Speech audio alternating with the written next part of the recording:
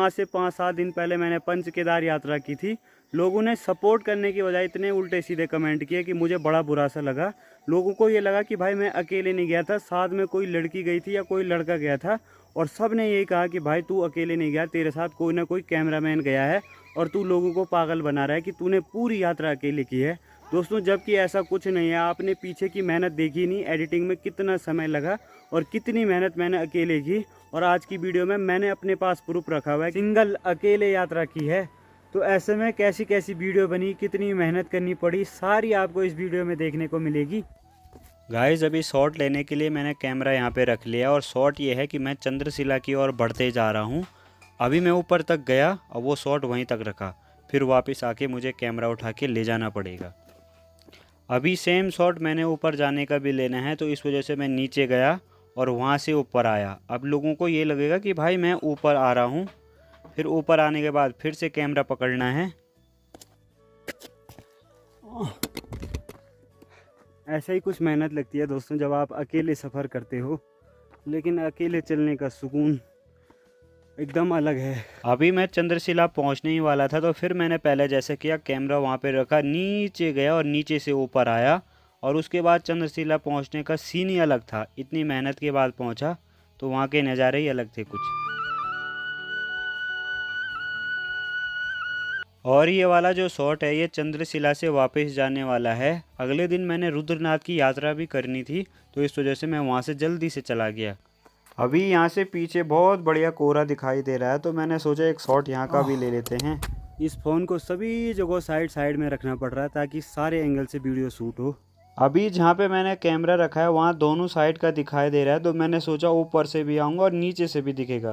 तब तक वहाँ एक गाय माता आ गई थी, तो फिर भी शॉट वो कंप्लीट हो। मैं ट्राईपॉड से कैमरा इस जगह पे फिट कर रहा हूँ, उसके बाद मैंने बाइक को सीधे ले जाना है, फिर वापस आना है। ऐसे ऐसे शॉट देखने को मिलेंगे आपको कि क्या बताएं। अभी मैं यहाँ पे कैमरा फिट करके निकल चुका हूँ बाइक से, ताकि लोगों को लगेगा कि ये सगर गांव की ओर जा रहा है। और बाइक काफ़ी दूर तक ले गया मैं, फिर वापस मुझे भाग के आना पड़ा जल्दी से। और अभी इतनी दूर चल के आना पड़ा मुझे। मैंने कहा बाइक मोड़ो, फिर यहाँ लाओ, फिर यहाँ से मोड़ो। ऐसे में बहुत लंबा रिकॉर्ड हो जाता है, लेकिन क्या करें, एक फिक्स टाइमर नहीं दिया गया रहता है फ़ोन में। अभी मैंने कैमरा यहाँ पे सेट कर दिया और मेरी बाइक उधर खड़ी है, तो जल्दी से वहाँ से आते हैं और ऐसा लगना चाहिए कि हम पूरे सगर गांव की ओर निकल रहे हैं। अभी मेरी पीठ पे बैग भी था और साथ ही उस दिन मेरे चोट भी लग गई थी। सुबह सुबह चोपता जाते समय बहुत भारी हो रहा था, लेकिन मैं बैग कहीं भी नहीं छोड़ सकता था, उसमें ज़रूरी सामान था। तो ऐसे में मैं वीडियो बनाते चला गया। छोटे छोटे 2-2, 3-3 सेकंड के शॉट के लिए भी बहुत मेहनत लगती है अगर आप अकेले यात्रा करते हो तो। तुंगनाथ यात्रा समाप्त होने के बाद अगले दिन मैंने निकलना था रुद्रनाथ ट्रैक के लिए, तो फिर रास्ते में एक पुल पड़ा, तो उस पुल से क्रॉस करते हुए मैंने रुद्रनाथ यात्रा शुरू। ये जो शॉट है इसमें 2 चीज़ कवर हो रही थी, एक तो गाँव भी दिखाई दे रहा था और साथ में वहाँ टंकी पे लिखा हुआ था रुद्रनाथ 18। रास्ते में जाते समय यहाँ पे पानी मिला तो शॉट बहुत बढ़िया आ रहा था, तो मैंने सोचा एक शॉट यहाँ पे भी ले लेते हैं। अभी तक तो प्लेन एरिया था, लेकिन अब धीरे धीरे मेरी मुसीबतें बढ़ने वाली थी, क्योंकि पूरा ऊंचाई का एरिया आने वाला था। कोई आसान काम नहीं है दोस्तों, ये रुद्रनाथ ट्रैक है मेरा। बाकी मेरे साथ ये डॉगी जुड़ा हुआ है, आपने ओरिजिनल वाली वीडियो में भी देखा होगा। और ये बिहाइंड द सीन चल रहा है कि हम लोग अकेले जब जाते हैं तो कैसे कैसे रिकॉर्ड करते हैं। और ये डॉगी देखो यार, अभी तक मैंने इसको ना कुछ खिलाया ना कुछ पिलाया। ऊपर सामान लूँगा तो ही खिलाऊँगा। ऐसे लग रहा है कि स्वयं महादेव ने कुछ भेजा हो या खुद मेरे साथ चल रहे हो। ये वाले शॉट लेने के लिए मुझे बहुत मेहनत करनी पड़ रही थी। पहले तो खड़ी चढ़ाई करके ऊपर आओ, फिर वापस कैमरा रख के नीचे जाओ और फिर ऊपर आओ। जितने भी बड़े यूट्यूबर को आप देखते हो ना, कूल पहाड़ी, पहाड़ी बाइकर, पहाड़ी भाई पी लो चाय, बहुत मेहनत करके आए हैं वो यहाँ तक। और इस वजह से आज उनके 1,50,000 व्यूज़ आ रहे हैं ना, तो भाई 5-5, 6-6 साल पुरानी मेहनत है। उनके चैनल पे देख लो, 1000 900 वीडियो हैं। 900 वीडियो मतलब 900 दिन लगातार मेहनत करना, एडिटिंग करना आम बात नहीं होती है। यहाँ पर भी पानी भर लेते हैं। काफ़ी अच्छा शॉट आ रहा था, यहाँ पे सारी चीज़ें कवर हो रही थी, रास्ता भी और पानी भी। रास्ते में चलते चलते मेरे एक दोस्त बन गए थे जो कि बंगाल से थे, तो मैंने सोचा उनके साथ भी थोड़ा वीडियो शूट कर लेते हैं। ये वाला शॉट काफ़ी आसान था मेरे लिए कि साइड से ऊपर कैमरा रखो और नीचे ही घूम के फिर ऊपर आ जाओ।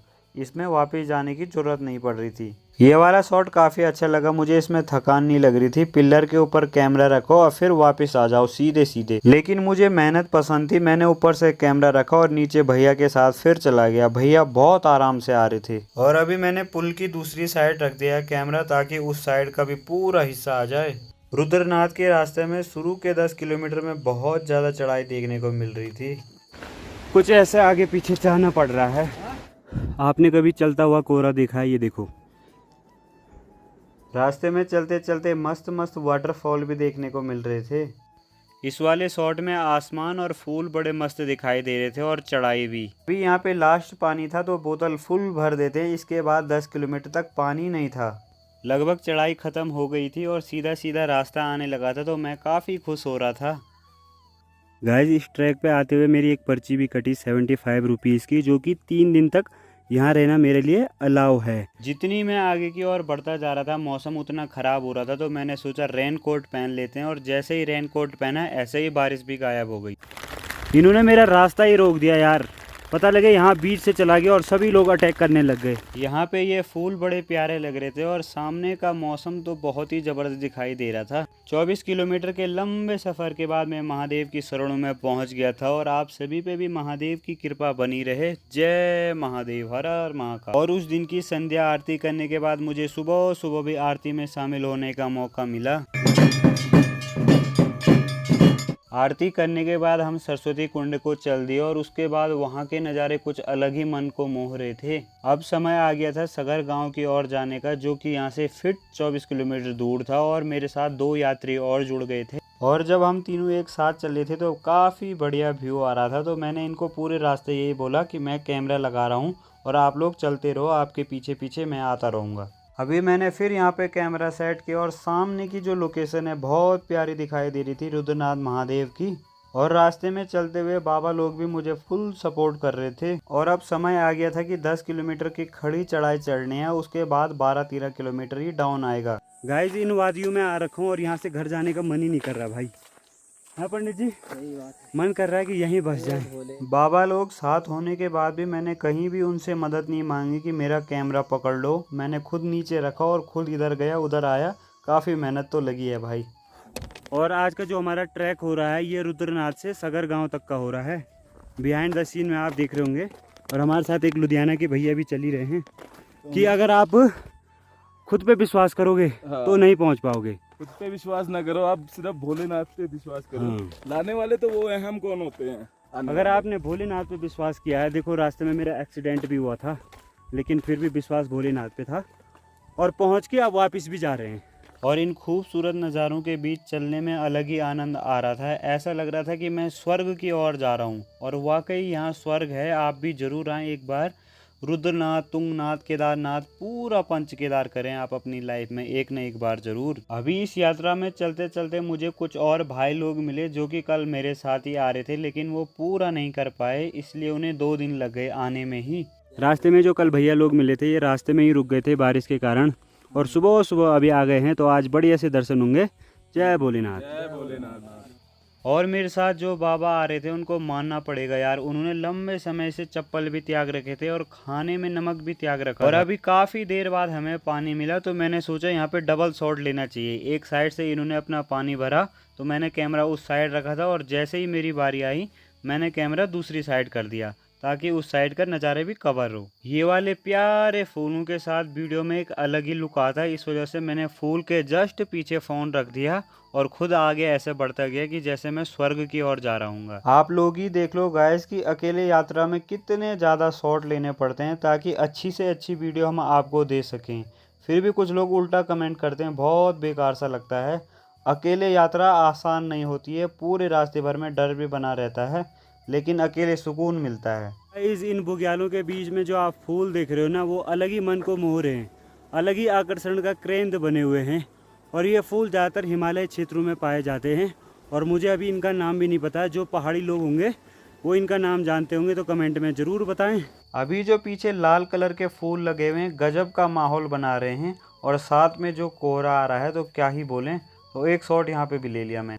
आप लोग इस वीडियो में कमेंट करके ज़रूर बताएं कि आपको पुरानी वीडियोस में मज़ा आया कि नहीं। अगर जिसने नहीं देखी है तो वो प्लीज़ रुद्रनाथ, कल्पेश्वर, तुंगनाथ और केदारनाथ की वीडियो ज़रूर जाके देखें, काफ़ी मेहनत लगी है। अभी साथ साथ में मैं ये वाला बोर्ड भी दिखाना चाहता था कि बुग्याल में है और छेड़खानी ना करें, बाकी कूड़ा करकट ना करें। और सामने ये रास्ता भी जहाँ से हम जा रहे थे। या तो ये मेरे से डर रहा है या मैं इससे डर रहा हूँ, ये मेरे पास आ ही नहीं रहा है भाई। धीरे धीरे चढ़ाई का रास्ता ख़त्म हो गया था और नीचे डाउन का रास्ता आ रहा था, जिस कारण मुझे काफ़ी खुशी मिल रही थी, ज़्यादा टाइम कम थकान होगी। अभी मैं पितृधार में पहुंचा था और यहाँ पे ऐसा माना जाता है कि पत्थर के ऊपर पत्थर रखने पर पितरों का उद्धार होता है। तो मैंने भी पत्थर के ऊपर पत्थर रखे। जय हो इष्ट देवता, पितृ देवता, पंचनाम देवता, आप सभी पे कृपा बनी रहे। और यहाँ तक पहुँचते पहुँचते मेरे दोस्त भी काफ़ी दूर छूट गए थे, उनसे फास्ट चला नहीं जा रहा था और मैं वीडियो शूट करने के साथ साथ काफ़ी तेज़ चल रहा था। बाकी एक जगह पे आपने देखोगा बादल उड़ते हुए दिख रहे थे, तो मैंने सोचा यहाँ पे टाइम लैप्स बना देता हूँ। वहाँ पे मैंने पानी भी पिया और भूख लगी थी तो चिप्स भी खा लिया था। अभी तक आपने सामने के बहुत प्यारे से नज़ारे देखे होंगे। यहाँ ऐसा ही होता है, नीचे से कोहरा उठता रहता है और पहाड़ियों की ओर जाता रहता है। ठीक सामने भी ऐसे ही हो रहा है और इस पहाड़ी के पार है भगवान श्री रुद्रनाथ जी का मंदिर। गाइस अभी यहाँ से सीन काफ़ी मस्त दिखाई दे रहा था। बीच में कांटे वाला पेड़, ऊपर नीचे अलग अलग पेड़ और बीच रास्ते में मैं जा रहा था, तो मैंने सोचा ये वाला शॉट बहुत प्यारा है, ये वाला भी ले लेते हैं। और फिर वापस मुझे इतनी दूर आना पड़ा। ठीक अभी लुटी बुग्याल में पहुँच चुका हूँ और यहाँ पे ये समझो कि आधा ट्रैक समाप्त हो गया है। ऊपर जाने के लिए भी आपको आसानी होगी और नीचे जाने में तो और भी आसानी होगी। गाइस भले ही अब मुझे पूरे रास्ते नीचे नीचे जाना है, लेकिन मेरी मेहनत फिर भी उतनी लग रही है, क्योंकि फ़ोन ऊपर छोड़ के जाओ और वीडियो चालू करो, फिर नीचे जाओ, एक बार फिर से फ़ोन लेने ऊपर आओ। तो मेहनत बहुत है दोस्तों इस काम में। आप लोग सपोर्ट फुल करें, आपको वीडियोस भी बहुत अच्छी अच्छी देखने को मिलेंगी। जब रास्ता बिल्कुल सीधा होता है तो उस समय कोई भी प्रॉब्लम नहीं होती है, क्योंकि सीधे जाओ और सीधे वापस आना पड़ता है। लेकिन डाउन में ऐसा ही होता है, ऊपर फ़ोन छोड़ो, अब फिर से नीचे जाओ। अभी तो कोहरा भी लग गया है, तो ठंड भी लगने लग गई थी मुझे। एक जगह पे काफ़ी सारे कौवे थे, तो वो वाला शॉट भी बहुत बढ़िया लगा मुझे। और कोहरा भी वहाँ पे ऊपर जा रहा था, तो मैं पानी पीने और एक टॉफ़ी खाई मैंने वहाँ पे थकान मिटाने के लिए। अब सामने दो बड़े सुंदर पेड़ दिखाई दे रहे हैं और उन पे काई जमी हुई हरियाली। मैंने सोचा ये शॉट पूरा लेता हूँ, तो मैं पूरा रास्ता पार करके उस साइड गया और फिर वापस आया। काफ़ी चढ़ाई है, आप देख सकते हो, काफ़ी समय लगा। मतलब 2 मिनट की वीडियो बनाने के बाद ओनली 3 या 4 सेकंड की वीडियो यूज़ हो पा रही थी। यहाँ पे भी ऐसी हुआ गाइस, ये पत्थर मुझे बड़े प्यारे लग रहे थे। फिर मैंने कैमरा नीचे रखा, ऊपर गया, वापस आया। शॉट में ये लगना चाहिए कि मैं रुद्रनाथ से नीचे आ रहा हूँ मस्त तरीके से। उसके बाद तुरंत मुझे वही वाला पुल दिखाई दिया जहाँ पे मैंने जाते समय वीडियो बनाई थी। तो मैंने एक आध वीडियो यहाँ पे भी बनाई मस्त करके। और यहाँ पे प्लेन एरिया था, तो यहाँ पे चलने में दिक्कत नहीं हो रही थी। अभी वाला शॉट देखो गाइस, जैसे ही मैं जूते उतार रहा था तो एक जूता नीचे जाने वाला था, मतलब पानी में बह जाता, लेकिन बच गया। जूते उतारने के बाद मुझे नंगे पैर सामने जाना पड़ा, लेकिन फ़ोन मैंने यहीं छोड़ा। अभी का शॉट ऐसा था गाइस कि जो ये झरना है वहाँ से पानी जो ये झरना है वो पार करने के लिए मुझे किसी भी हाल में जूते उतार नहीं पड़ते, क्योंकि बीच में जाने के लिए नहीं है। तो मैंने एक बार जूते उतारे, फ़ोन इस साइड रखा और फिर वहाँ गया, फिर वहाँ से वापस आया। तो ऐसी मेहनत लगती है। अब फिर से वापस जा रहा हूँ मैं। ये देखो यहाँ पे भयंकर ही पानी है और यहाँ से जंप मारने के लिए है ही नहीं उधर। मतलब एक बार यहाँ पे हमारे पैर गीले होने ही हैं। और फिर यहाँ पे थोड़ी देर पैर सुखाने के बाद आगे की ओर चल पड़ा। और थोड़ा आगे चलने पे एक और वाटर क्रॉसिंग मिल गई। किस्मत देखो, थोड़ी देर पहले जूते पहने ही थे, इस बार मैंने सोचा कि जूते में ही चला जाऊँगा, लेकिन एक गलती कर दी, फ़ोन इस साइड छोड़ दिया। तो एक बार उधर तो जंप मार ली, फिर फ़ोन लेने के लिए इधर आ गया वापस बिना जूते उतारे, और इस बार मेरे जूते गीले हो। इस वाली वाटर क्रॉसिंग के लिए फिर ऐसी मेहनत करनी पड़ी। अभी मैं नीचे पुनार बुग्याल पहुंच गया था और यहाँ से बुग्याल काफ़ी खूबसूरत दिखाई दे रहे थे। तो मैंने सोचा एक शॉट और ले लेते हैं। और रास्ते भर में जितने भी लोग मुझे मिलते रहे, तो वो कोई भी मेरे साथ चल नहीं पाया। मैंने वीडियो भी बनाई और काफ़ी फास्ट भी चलता रहा। बाय।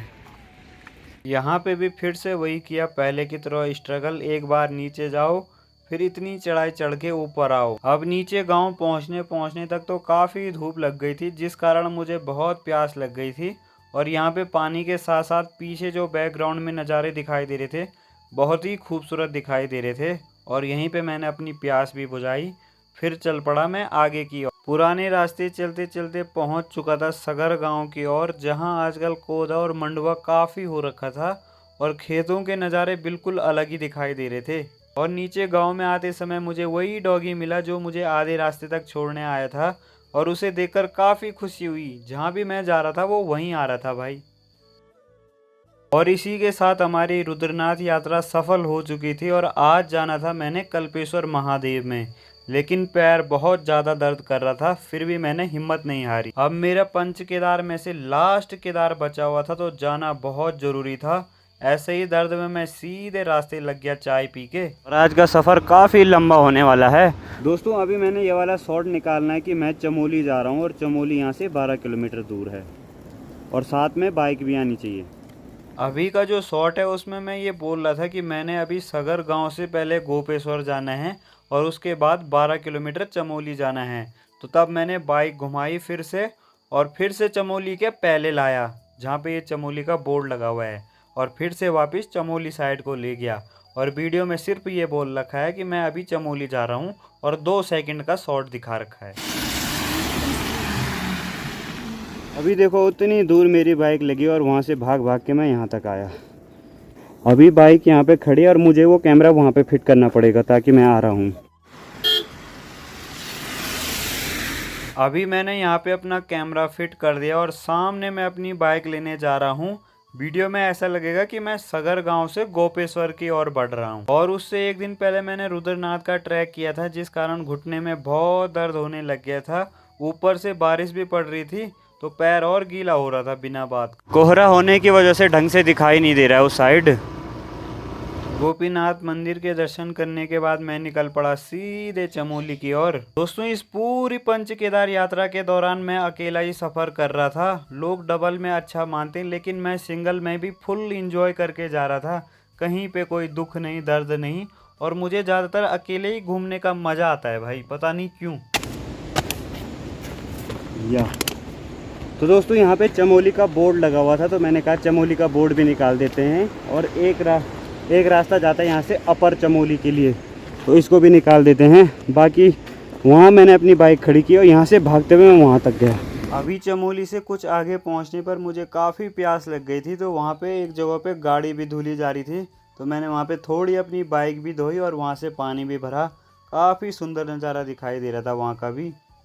वैसे तो पंचम केदार कल्पेश्वर तक बाइक जाती है, लेकिन मेरी किस्मत में मेहनत करना लिखा था, तो आधे रास्ते में ही सड़क टूटी हुई थी, जिस कारण मुझे काफ़ी दूर पैदल जाना पड़ा, 5-7 किलोमीटर। जो उर्गम वैली है ना, ये बड़ी प्यारी है। इतने खतरनाक रास्तों के बाद जब आप ऊपर आते हो तो अलग ही सुकून मिलता है यार आपको। अभी मंदिर जाने में भी काफ़ी समय है, लगातार पैदल चलते जा रहे हैं। और इस सफ़र में चलते चलते मुझे एक अंकल आंटी मिले जो कि मेरे सब्सक्राइबर थे, तो उनके साथ ही मैंने कल्पेश्वर तक यात्रा की। और इस सफ़र में चलते चलते प्रकृति के हसीन नज़ारे देखने को मिल रहे थे, और वो झरने तो इतने प्यारे लग रहे थे कि क्या बताऊं। और सुबह तक तो मौसम ठंडा था, लेकिन दिन में बहुत गर्मी हो रही थी, जिस कारण मुझे अपने सर में हेलमेट पहनना पड़ा। हेलमेट पहनने के बाद भी हेलमेट का वज़न बहुत ज़्यादा भारी हो रहा था। अभी यहाँ पे दोनों चीज़ कवर हो रही थी, रोड भी और वाटरफॉल भी। साथ में यह है नदी का नाम भूल गया मैं, आगे पंडित जी से पूछेंगे। कल्पेश्वर महादेव जाते समय तो पैदल पैदल जाना पड़ रहा था, लेकिन धूप के कारण बहुत सर फटा जा रहा था। अभी जो सड़क आती है वो सिर्फ कल्पेश्वर महादेव तक आती है, उसके बाद हमें पुल क्रॉस करके दूसरी पहाड़ी पे जाना पड़ता है, और वहां पहुंचते ही कल्पेश्वर महादेव जी का मंदिर है। पुल क्रॉस करने के बाद मंदिर में चढ़ाई के लिए सिर्फ 200-300 मीटर है, और सीढ़ियाँ लगी हुई हैं। इस पंच केदार यात्रा में मुझे बहुत सारे अच्छे दोस्त मिले, फैमिली मिले, सब्सक्राइबर मिले, लेकिन मैंने किसी से भी वीडियो बनाने के लिए हेल्प नहीं मांगी कि मेरी सेल्फी ले लो या वीडियो बना लो। सब चीज़ अपने आप से किया सेल्फ में। दोस्तों बस कुछ सीढ़ियाँ चढ़ने के बाद ही मेरा पंच केदार दर्शन करने का सपना पूरा होने वाला था। और बहुत कम ऐसे होते हैं कि जो इस उम्र में पंच केदार के दर्शन कर लेते हैं, लेकिन बहुत बढ़िया बात ये रही कि मेरे थ्रू आप सभी ने भी दर्शन कर लिए। हर हर महादेव।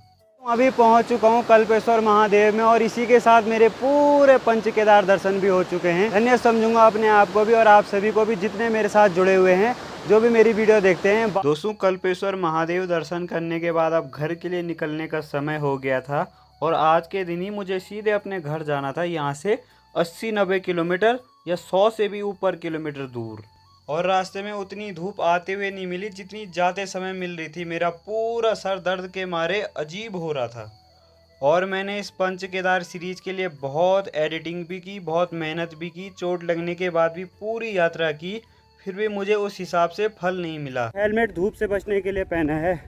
इस वाले शॉट में मुझे पानी पीना था और मैंने कैमरा इस साइड रख दिया था ताकि रास्ते में आते जाते वाहन भी दिखाई दे और पानी का नल भी दिखाई दे। फिर मैंने बाइक स्टार्ट की और उधर देखो मैं उस साइड जा रहा हूँ, फिर वहाँ से मोड़ के लाऊंगा और फिर वहाँ पे पानी पीने आऊँगा।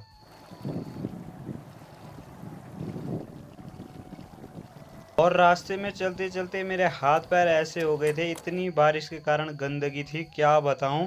और फाइनली मैं शाम के समय 7 बजे अपने डिस्ट्रिक्ट में प्रवेश कर चुका था और काफ़ी खुशी मिल रही थी मुझे। शाम का जो रुद्रप्रयाग का व्यू रहता है ना, और जहाँ पे मैं खड़ा हूँ वहाँ से अलग ही आनंद आता है यार, पूरा रुद्रप्रयाग दिख जाता है।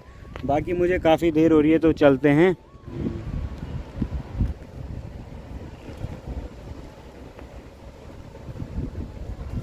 दोस्तों रात होते होते मैं अपने घर पहुंच गया था और आप लोग कमेंट में ज़रूर बताएं कि आपने पंच केदार सीरीज़ देखी कि नहीं। अगर नहीं देखी है तो एक बार ज़रूर देखें और मेरी मेहनत को लाइक कमेंट एंड सब्सक्राइब करें। लेकिन मैंने पूरे पाँचों केदार कंप्लीट किए और अभी घर पे भी पहुंच गया हूँ बढ़िया तरीके से। मिलते हैं आपको अगले नए ब्लॉग में, तब तक के लिए बाय। जय देवभूमि उत्तराखंड।